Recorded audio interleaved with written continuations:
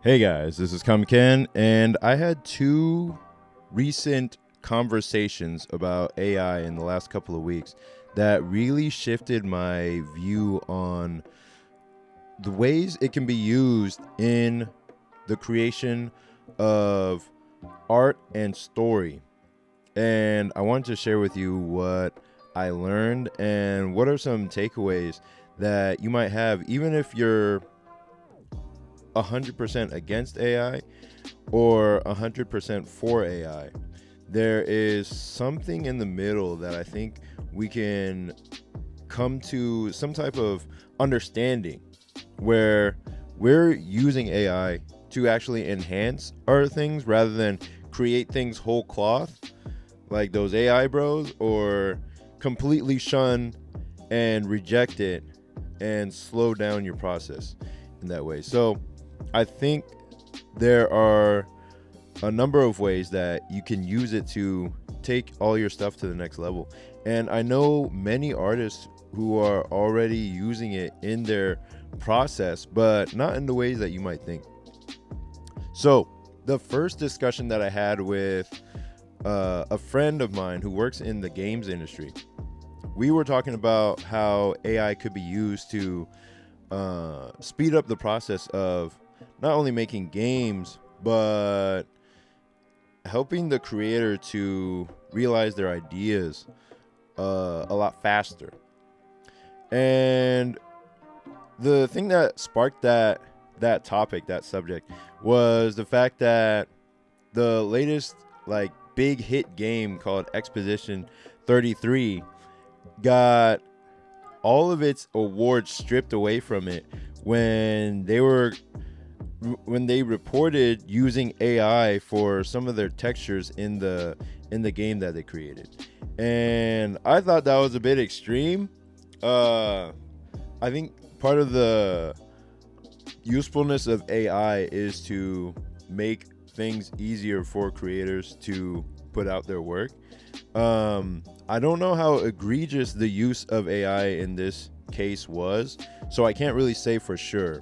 But the fact that they lost all the accolades and all that stuff just due to it being used on this one specific case, we both were like, damn, that's a little much. That's a little extra for game of the year. Like, it won game of the year and then it was immediately stripped. Because the whole discussion that we were trying to have was, how do we use AI in a way that we can make full use of it without sacrificing the creativity of our own minds? And that's why I thought, like, okay, if they're using it in Expedition 33 for textures and that, is that is that like a sacrifice of their own creativity or their own artistic integrity by using it on menial tasks like that, or menial tasks like putting textures on things? Is that a sacrifice of the whole storytelling or the whole creativity behind the creation of Expedition 33? I don't know. I don't know for sure because I haven't played it and I don't know anything about it. So, but the discussion that we were having was that we want to use AI without giving up our own agency, without giving up our own ideas. Like, we don't want to have AI take over the creative process and make us obsolete in that way. So a couple of things he showed me on how to actually make use of AI really changed my view on actually using it, because for so many years I was stuck in thinking that way. I was stuck in thinking I want to reserve my full use of AI until I can understand who I am creatively and not accidentally give over my whole creative process to using AI and become reliant on it. I don't want to become reliant on using these tools to realize my ideas or to create things. I want to use as much of myself as possible to create my work before using new tools and technologies in the process of creating it. And that's all AI is. It's just a tool. If you take your emotions out of it, AI is just a tool, like how Photoshop was a tool when it just came out. Photoshop was a tool, and it was probably one of those tools that people were probably up in arms about it, like they were about AI when now that it's out. Like, people are up in arms about AI right now, and probably in the same way that they were up in arms about Photoshop before, because you would think that with Photoshop, people would automatically be amazing artists who just, oh, you're just using digital to skip all the process of making the art yourself. You're just a digital artist. That's not a real artist. I'm pretty sure there were so many people who were 100% traditional focused. I mean, everyone was back before it became possible to draw with a tablet and create digital works. Like, everyone was traditional, and I bet traditional people, myself included, for the certain period of time when I was a teenager, were just looking down on people who use digital tablets, because they're like, oh, they're just using that to cheat, and they don't know what it is to make a mistake anymore. They just have Control Z and they can get away with all this stuff. And that was the view of Photoshop back then, because we thought like they were skirting the fundamentals and just using AI or using Photoshop to basically cheat. But that wasn't the case at all, because when you looked at the creations that a lot of beginner artists were making with Photoshop, you could see all the same mistakes that you would see on beginner artists in real life, because the stuff on their Photoshop art was like, oh, this lacks all the fundamentals and it sucks. And it's just exactly what you'd expect. Like, if they didn't have any fundamentals, they didn't have their own sense of style because they were just a beginner, and they thought using digital products would level them up faster. Maybe it did level them up faster over time, but at the beginning they were just they just had a lack of fundamentals, like same as a beginner artist on paper. So if we think of AI as a tool in the same way that Photoshop is just a tool, then I think we can get a more accurate representation of what AI actually is and how it can inform our use of it in our own creative endeavors. Because somebody who lacks the fundamentals of creativity and who lacks their own creative spirit, their own creative mind, their own vision, they can use AI 100%, like using it 100% to do everything for them. And it's just going to look like the same lowest common denominator crap that anyone else can produce. Because it's going to get to a point where people can produce a full-on anime. And it's already at that point now with Sora 2 out. Like, you can produce a full-on anime made from AI. And it looks like all of the top-level productions in the industry these days. It doesn't come anywhere close to what was being produced back in the 90s or in the 80s, or, you know, back in my day, anime was better, you know, like it doesn't come close to those styles. But what we have is just the lowest common denominator. It just looks like the most basic version of anime coming out these days when you look at a Sora animation or things like that. But if me, being almost 30, can create something like that using Sora, then my 5-year-old little cousin can also do the same thing. Like you just give AI, have them type a little prompt, and boom, they can spit out the same thing. So if me, or let's say you have a regular person, if a regular person and a 5-year-old can produce the same thing, and the regular person is trying to use that, use AI to sell stuff, then he instantly becomes commoditized out of the business. I don't think I used that word right. I don't know. But because a little baby kid can do the same thing that this grown-up is doing with AI, then it just takes the competition out of that arena, because everyone's on the same playing field. So this is what we discovered with the second conversation that I had with another friend. I was actually talking about this with Ben Bates of my writing mastermind, and we're thinking about how AI wouldn't take out the art from artists. And what we meant by that was that you have basically three people on the spectrum of their relationship towards AI. There's people who hate it, have a knee-jerk reaction to it, and automatically shun it from their lives.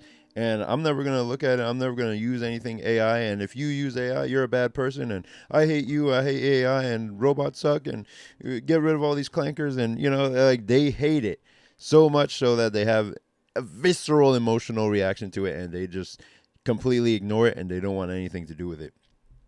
Probably even for me making this video, they'll be like, I don't want anything to do with you, Comic Ken. You suck, bro. Like, you talk about AI. I don't care anymore. Like, I'm not going to watch. Unsubscribe. And then and then you have the quote unquote AI bros who are just like, we are the master race. We are the superior beings because we have fully embraced our AI overlords, and now they are creating. We can create anything that you can create, you artists. Like, we can do anything you can do, and all we have to do is type the right prompt and we can create masterpieces of awesome, amazing level work. And then you have the people in the middle, kind of like me, where I actually never fully hated AI. I never hated AI. I had my suspicions about it, but I was never afraid of it. I never had this knee-jerk emotional reaction to it. I was just holding my breath, sort of like, okay, observing, seeing what seeing how things are progressing with AI. And I never decided to fully 100% embrace it like the AI bros. And the conclusion that me and Ben came to with this discussion was that the people on the side of hating AI will have a harder time creating at the speed that matches the person who embraces AI to some extent. The AI bros on the other end of the spectrum will never create anything that is fully 100% original, because AI is just, if they're using AI to create 100% of the creation, it's only making the things that everyone else is making, or that is possible for anyone else to type out. So if anyone can type out the same thing that that person is doing, or maybe they have proprietary prompts or whatever, if anyone can type out the same thing that they're doing to get the same result, then it's almost as if it doesn't even matter that they can create all these things instantly. They may be able to move at high speeds to create their comics or whatever, and they may be making money at it, but they'll never make anything truly original, because it's always just a combination of somebody else's work. And it will, and there's going to be laws and regulations behind that, so to where you can't even do that anyway. But what we were thinking about was advocating for somebody who knows who they are creatively and has their own sense of self, has their own sense of creative direction and vision, who can work with AI to speed up their processes and take their artistic speed to the next level. They aren't using it to create things. They're using it as a mirror to suggest. They're using it as an editor as an assistant, as something that is helping the original creator, the one with intent, to sharpen their thoughts or to even take away tasks that are menial and that would take a lot of time to do on your own. Things that if you could pay somebody else to do it, you would, but this makes it a lot faster and cheaper and for free. One of the things that I discussed with my video game creator friend was, he was saying, like, for example, if you're an artist with your own artistic vision and you're trying to create an animation or you're trying to create a comic, and let's say you have the same character for multiple frames and you need that character colored in the same exact way for those multiple frames, or let's say you're trying to put in the right colors at the right spots in those multiple frames. If you, being the original creator, know the kind of color you want to use in this scene, you can just tell the AI, put this color here, put this color here, put this color here, and you can mark the spots where those colors need to go. And that way you're not giving the AI your creativity. You already designed it and planned it and created it in your mind. You're just telling the AI where to place the colors, where to make it go.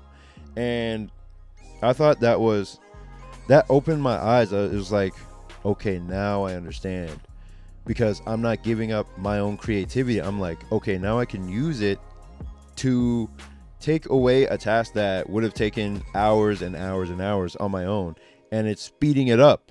And that's the thing that's going to happen with future creators, is that you're going to have a creator who's utilizing AI to be a one-man Studio Ghibli. You're going to have somebody who's using AI to be a one-man manga studio who's creating manga just by themselves, but they're not using the AI to make the manga. They're using the AI to speed up their process. Even Hideaki Anno, the creator of Evangelion, is saying that AI is becoming too convenient to ignore. And I think that's where we're going in the creative industry. The people who adopt AI the fastest without 100% being on the AI bro side and using it to 100% craft things from nothing. The ones who embrace AI and don't shun it and say, I'm never going to use it, I'm never going to look at it, I'm never going to even give it a shot, I'm just going to be 100% pure-minded. And that's what I was thinking. At the same time, I was afraid that AI would take away my creative ability or take away my impetus to want to create. But now that I've gotten a better look at it and seen it as just a tool, I'm like, okay, it's actually able to speed up certain processes of my thinking. Like, for example, I wanted to figure out the last names of some characters in my story. And before, I would have scrolled through maybe 5-10 different sites of baby names, last names that could be used. I would have just been scrolling for hours and hours and hours. But instead, I had AI. I asked AI, like, I need a last name that has to do with this country, that has to do with this theme, that has to do with this, that sounds like this and starts with the letter D, let's say. And it gave me a list of ideas that it came up with, and I was just like, none of these seem right, and they don't really feel right, but it gave my mind some kind of trigger to really, like, okay, this is not the direction I want to go, but it gave me something to work off of. Like, it gave me work to think about. And it only took a few minutes. Like, it only took a few seconds to prompt it, get the result, and then start the process of coming up with those names. Like, it took a several hour like Google search and condensed it into a few minutes without me having to do the research to figure out like the historical names of this island or whatever. It gave me the information that I could then use to do deeper research if I felt like doing deeper research, and going from there. So incorporating AI in that specific case was just a way to speed up the creativity that I already had within me. And I think that's where we're headed. Like, the people who are in the middle, who have their own idea, their own vision, their own story to tell, are going to be able to use AI to move ahead of the curve faster than people who 100% create and only create the lowest common denominator, most basic things with it. And they'll be able to move ahead of the artists who completely shun it and are slower than people who embrace it, at least to some extent. Like, the ones who are not using it at all, like me, up until just like a few days ago, using it for like helping me like think through certain problems and whatnot. I was just like, man, all these things are like, there's certain problems that I've just been thinking about for months and months and months, where if I just ask AI for some pointers, I can get some ideas that I didn't even consider, or that even if I told to somebody else, they wouldn't be able to understand it. And one of the examples that my friend used was that he had the story in mind. He created a prompt to help him with the story, and then it gave him some tips that would have taken him a lot of research and thinking and listening to figure out, but it gave him a certain tip that was just like, oh, why didn't I think of that? Like, it just helped him move the story forward that he was thinking of. If you want to know the specifics about it, he was thinking about how a child speaks, and he was writing dialogue for the child, but the AI was saying the child would speak in shorter sentences, and they don't have the consideration for other people's feelings that an adult would have. And that sparked in his mind, like, oh, that's right, that makes sense. Like, that would have been like maybe months of research, but it's basically like the AI took whatever sentence from that book that it learned that from, and then just gave it to him contextually in the situation that he was looking for. So it helped him speed up that process that would have taken years or months or whatever, and it turned it into 1 second. 1 second, 2 lines of a sentence, and that helped him get a better idea of how the character should sound. And I thought, okay, that is amazing, because it's not taking away his creativity. He already has the creativity. He's just using AI to make him faster. And a lot of creators are probably already using it, but they're not telling anybody because everyone's so up in arms about it, and online there's witch hunts and all that kind of stuff. So the last thing I'll say on this particular subject will really hit this idea home, because there was a prompt that my friend came up with, and he gave the AI certain ideas that it could use for this prompt, and then it came back with such an amazing like little story concept that it's just like, wow, I would want to read a story like that. It didn't come up with the story itself, it just came up with the prompt or the story concept. And he said the great thing about that is he could give me that story idea, and then I could turn it into something completely different, and he could take that same idea and turn it into something way different from what I had in mind. It's the same idea, but we would turn it into completely different things because we have our own sense of creativity, our own sensibilities of what we like and what we want to create.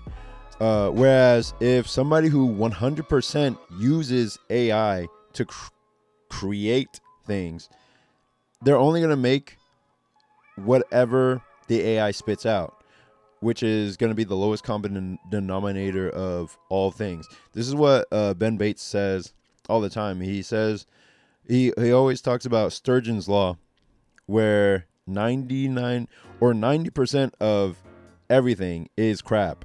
So it's not going to be the AI is pulling from the 99% of crap.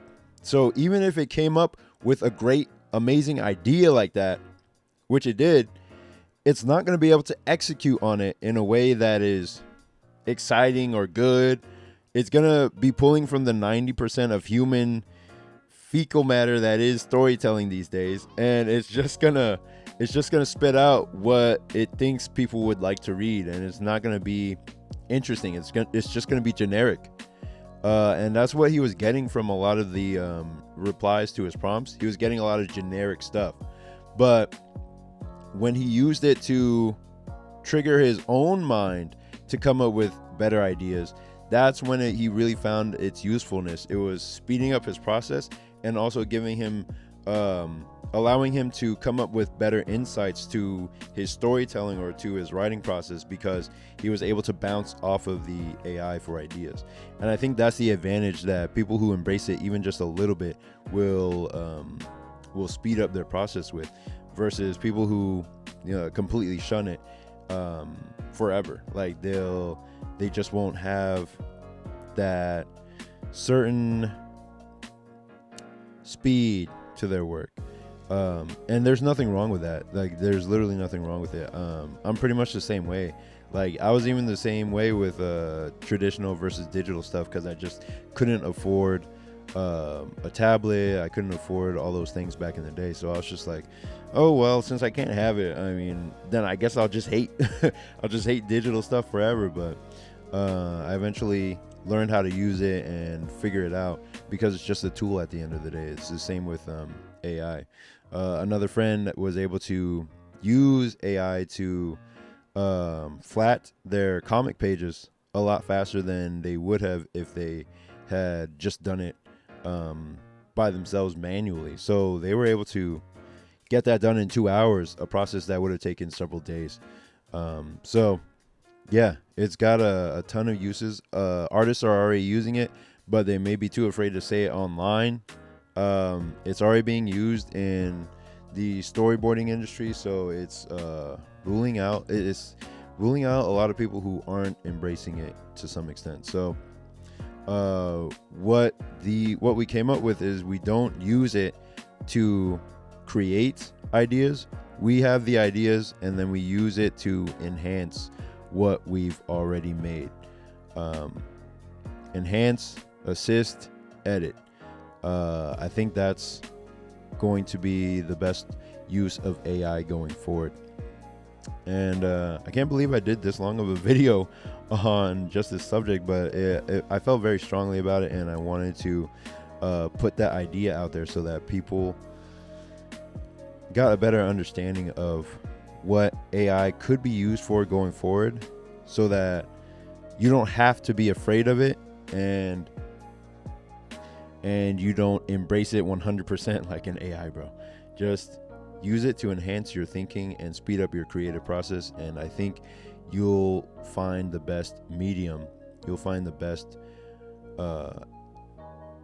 meeting point, the halfway point, to take your work into the next level in the future.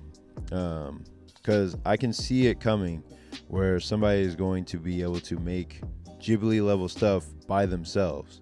Because if you think about it, those movies and all the Disney movies before then took 100 people, more than 100 people, of directors, photography directors, artists, animators, all that stuff, just to make a single frame of stuff back in those days. Painting cells, drawing on them, creating the animation, operating the machine that it took to put them in sequence, in order, and get those animations out there, and to photograph every single picture and then record it on another software, make the music for it, and to do all that.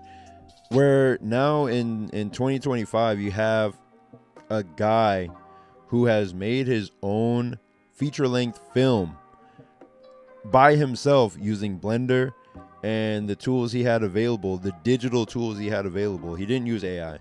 He used Blender and the tools he had available digitally to do everything that used to require the entirety of Pixar to make.